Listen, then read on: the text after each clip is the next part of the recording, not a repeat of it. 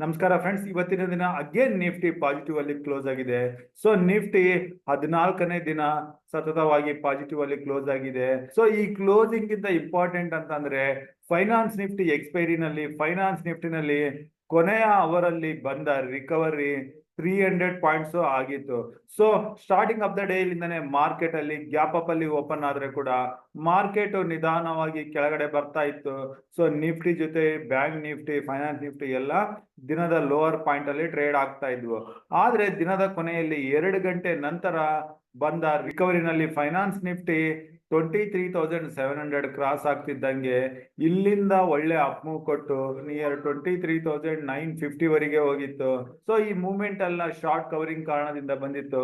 ಈ short covering finance ನಿಫ್ಟಿನಲ್ಲಿ ಅಲ್ಲದೆ ನಾವು ಬ್ಯಾಂಕ್ ನಿಫ್ಟಿನಲ್ಲಿ ಕೂಡ ನೋಡಿದ್ವಿ.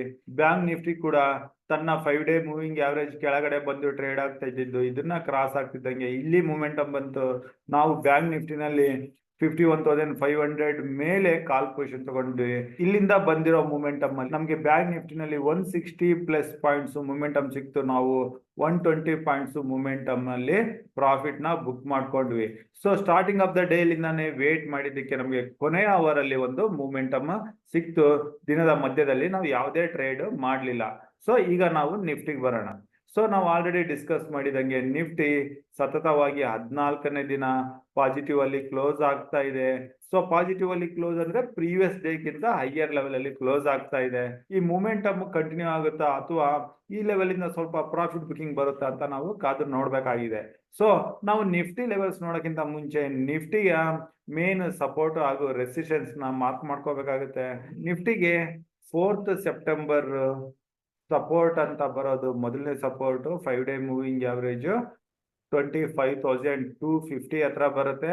ಹಾಗೂ ಎರಡನೇ ಸಪೋರ್ಟ್ ಹಾಗೂ major support 10 day moving average 25,100 ಹತ್ರ ಬರುತ್ತೆ. ಸೊ ನಾವು ನಿಫ್ಟಿನಲ್ಲಿ 25,250 ಕೆಳಗಡೆ ಪುಟ್ ಪೊಸಿಷನ್ಸ್ ನ ಟ್ರೈ ಮಾಡಿದ್ರೆ ಟಾರ್ಗೆಟ್ 25,100 ವರೆಗೆ ಆಗಿರುತ್ತೆ. ಅದೇ ನಿಫ್ಟಿ ಏನಾದ್ರು 25,300 ಮೇಲೆ ಟ್ರೇಡ್ ಆಗ್ತಾ ಇದ್ರೆ ಇಲ್ಲಿ ನಾವು ಸಿ ಪೊಸಿಷನ್ಸ್ ನ ಟ್ರೈ ಮಾಡಿದ್ರೆ ಇಲ್ಲಿಂದ ಮೇಲೆ 25,450 ವರೆಗೆ ನಾವು ಟಾರ್ಗೆಟ್ ಇಟ್ಕೊಂಡು ಹೋಗ್ಬೋದು. ಸೊ ನಾವು ನಿಫ್ಟಿನಲ್ಲಿ ಕೆಳಗಡೆ ಪುಟ್ ಪೊಸಿಷನ್ಸ್ 250 ಕೆಳಗಡೆ 300 ಮೇಲೆ ಕಾಲ್ ಪೊಸಿಷನ್ಸ್ ನ ಟ್ರೈ ಮಾಡೋಣ. ಈ ಮಧ್ಯದಲ್ಲಿ ಯಾವುದೇ ಟ್ರೇಡ್ ಮಾಡೋದು ಬೇಡ. ಸೊ ಇದು ನಿಫ್ಟಿ ಆಯ್ತು. ಈಗ ಬ್ಯಾಂಕ್ ನಿಫ್ಟಿಗೆ ಬರೋಣ. ಸೊ ಇಲ್ಲಿ ಬ್ಯಾಂಕ್ ನಿಫ್ಟಿ ಒಂದು ಒಳ್ಳೆ ಬ್ರೇಕ್ಔಟ್ ಕೊಟ್ಟು 51,679 ಹತ್ರ ಕ್ಲೋಸಿಂಗ್ ನ ಕಂಡಿದೆ.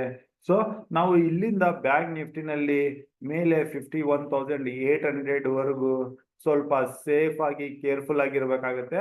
ಬ್ಯಾಂಕ್ ನಿಫ್ಟಿ 51,800 ಮೇಲೆ ಟ್ರೇಡ್ ಆಗಿ ಶುರು ಆದ್ರೆ ಇಲ್ಲಿಂದ 52,250 ಇಂದ 500 ಪಾಯಿಂಟ್ಸ್ ಮೂಮೆಂಟಮ್ ಈಸಿಯಾಗಿ ಸಿಗುತ್ತೆ. ಸೊ 51,800 ಮೇಲೆ ಮಾತ್ರನೇ ನಾವು ಕಾಲ್ ಪೊಸಿಷನ್ ತಗೊಳ್ಳೋಣ. ಇಲ್ದಿದ್ರೆ ಈ ಲೆವೆಲ್ ಇಂದ ಏನಾದ್ರೂ ಬ್ಯಾಂಕ್ ನಿಫ್ಟಿ ರಿವರ್ಸ್ ಬರ್ತಾ ಇದ್ರೆ ಕೆಳಗಡೆ ಇಲ್ಲಿ ನಾವು ಪುಟ್ ಪೊಸಿಷನ್ಸ್ ನ ತಗೋಬಹುದು.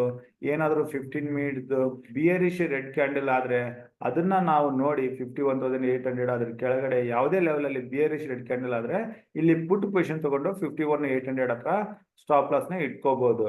ಸೊ ಇಲ್ಲಿಂದ ಬರೋ ಡೌನ್ ಬ್ಯಾಂಕ್ ನಿಫ್ಟಿನ ಕೆಳಗಡೆ 51,500 ಮೊದಲನೇ ಟಾರ್ಗೆಟ್ ಆಗುತ್ತೆ. ಈ ಕರೆಕ್ಷನ್ ಹೆಚ್ಚಾದ್ರೆ 51,300 ಲೆವೆಲ್ ವರೆಗೆ ನಾವು ಟಾರ್ಗೆಟ್ ಇಟ್ಕೊಂಡು ಬ್ಯಾಂಕ್ ನಿಫ್ಟಿನಲ್ಲಿ ಹೋಗ್ಬೋದು. ಅಥವಾ ಬ್ಯಾಂಕ್ ನಿಫ್ಟಿ ಏನಾದ್ರು starting of the day flat ಅಥವಾ ನೆಗೆಟಿವ್ ಅಲ್ಲಿ ಓಪನ್ ಆದ್ರೆ ಯಾವುದೇ ಟ್ರೇಡ್ ತಗೊಳ್ಳೋದು ಬೇಡ. 51,800 ಹತ್ತತ್ರ ಬಂದು ಅಲ್ಲಿಂದ ರಿಜೆಕ್ಷನ್ ಕಾಣ್ತಾ ಇದ್ರೆ ಇಲ್ಲಿ ಪುಟ್ ಪೊಸಿಷನ್ಸ್ ನ ಟ್ರೈ ಮಾಡೋಣ. ಅದ್ರ ಮೇಲೆ ಹೋದ್ರೆ ಕಾಲ್ ಪೊಸಿಷನ್ಸ್ ನ ಟ್ರೈ ಮಾಡೋಣ. ಇನ್ನು ಕೆಳಗಡೆ ಯಾವುದೇ ಲೆವೆಲ್ ಅಲ್ಲಿ ನಮಗೆ ಬ್ಯಾಂಕ್ ನಿಫ್ಟಿನಲ್ಲಿ ಯಾವುದೇ ಪೊಸಿಷನ್ ತಗೊಳ್ಳೋದು ಬೇಡ. ಆ ರೀತಿ ಏನಾದ್ರೂ ಲೋವರ್ ಲೆವೆಲ್ ಅಲ್ಲಿ ಕಾಲಲ್ಲಿ ಪೊಸಿಷನ್ ತಗೊಳ್ಳೋ ಆಪರ್ಚುನಿಟಿ ಇದ್ರೆ ಅದನ್ನ ನಾವು ನಮ್ಮ ಟುಡೇಸ್ ಇನ್ವೆಸ್ಟ್ಮೆಂಟ್ ಟೆಲಿಗ್ರಾಮ್ ಗ್ರೂಪ್ ಅಲ್ಲಿ ಅಪ್ಡೇಟ್ ಮಾಡ್ತೀವಿ. ಸೊ ಇಷ್ಟ ಹೇಳ್ತಾ ಇವತ್ತಿನ ವಿಡಿಯೋ ಇಲ್ಲಿಗೆ ಮುಗಿಸ್ತಾ ಇದ್ದೀನಿ. ನನ್ನ ಮುಂಬರೋ ವಿಡಿಯೋ ಬರೋವರೆಗೂ ನಿಮ್ಗೆ ನನ್ನ ಕಡೆಯಿಂದ ಧನ್ಯವಾದಗಳು. Thank you.